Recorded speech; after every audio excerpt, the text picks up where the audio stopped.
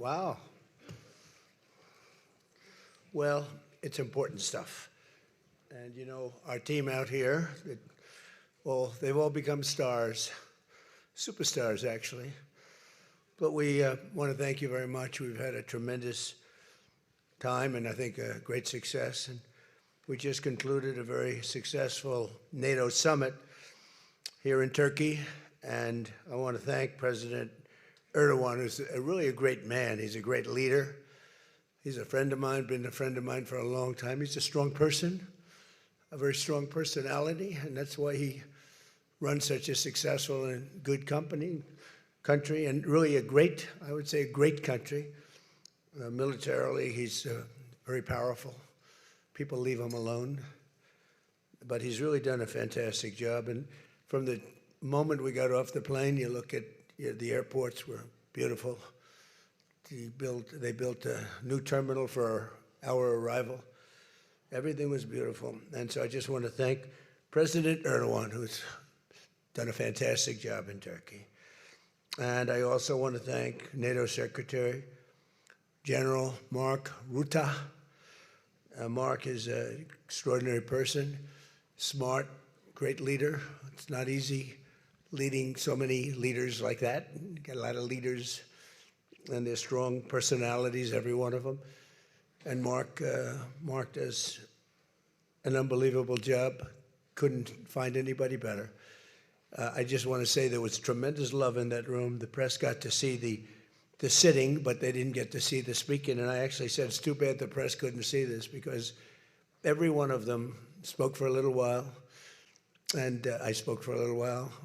And it's a lot of speeches. We kept it short, but it's too bad the press couldn't have seen what we were doing in that room, because it was very smart people, and they have a lot of good in their heart, not evil, good.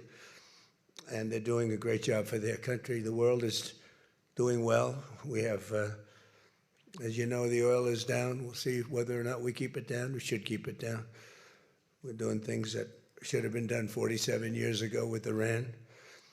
And I just want to say that throughout my first term and over the past 18 months, the United States has led a historic effort to dramatically increase the defense spending and to have equipment that no other country in the world has. When you look at Venezuela, when you look at Iran, essentially demolished their military in a couple of weeks.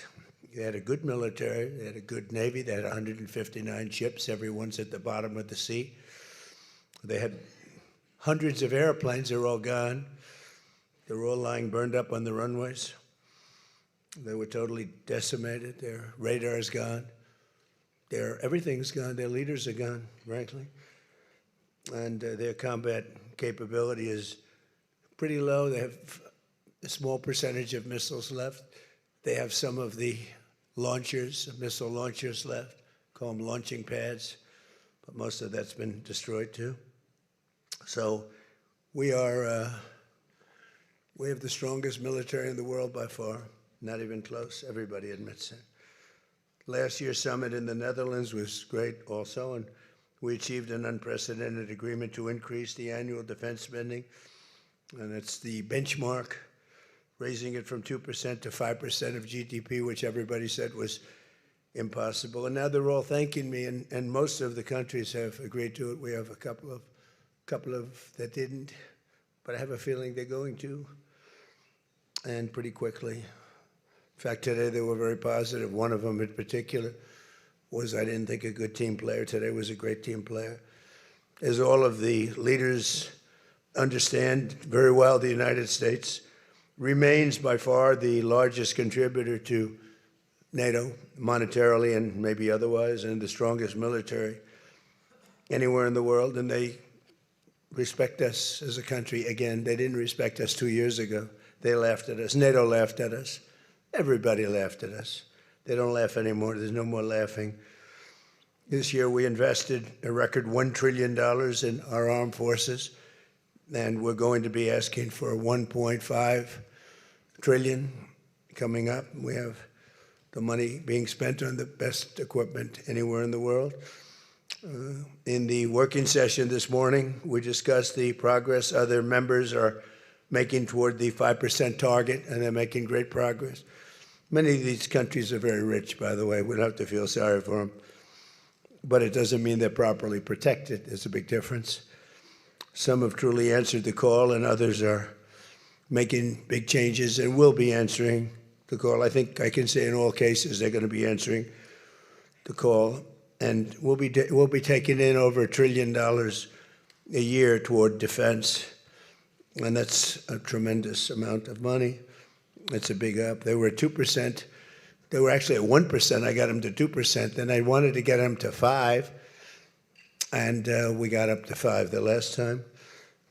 And they're, just again, if you could have seen the respect and the love in the room, and it's love really for the country, for our country. I don't want to say me because you'll say, oh, he's so conceited. He's such a conceited person. But they do. I mean, they like the job I'm doing. They said, sir, we love you. These are grown people saying that. Isn't that nice? Maybe, I don't know, maybe they're trying to get to me. And in a way they did, because there was tremendous unity in that room.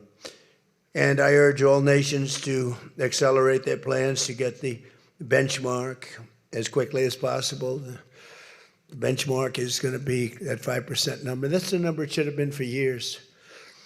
As a result of the commitment we achieved last year, defense spending of other NATO members surged by more than almost $150 billion in 2025, and much of that money is being spent on American-made equipment. They all want American-made equipment. We're pushing very hard to have the defense companies, and they're great. We make the best equipment, the Patriots and the Tomahawks, and everything we have is considered to be the best. Not by me, it's everybody wants it.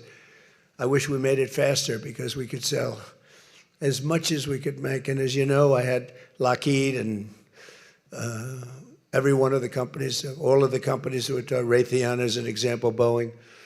So many of those great companies are now building plants. They had big plants, but they were using them 24/7. I said, that's not the way to do it. You have to build more plants. You don't have to just go overtime. No tax on overtime, remember that, please? No tax on overtime. Those people are happy. But they were doing literally 24 hours to get the Tomahawks done and the Patriots done and all of the other defensive and offensive equipment done. It's the most sought-after equipment in the world. You saw that with Venezuela, where they had a lot of great equipment. It wasn't ours, and it didn't work.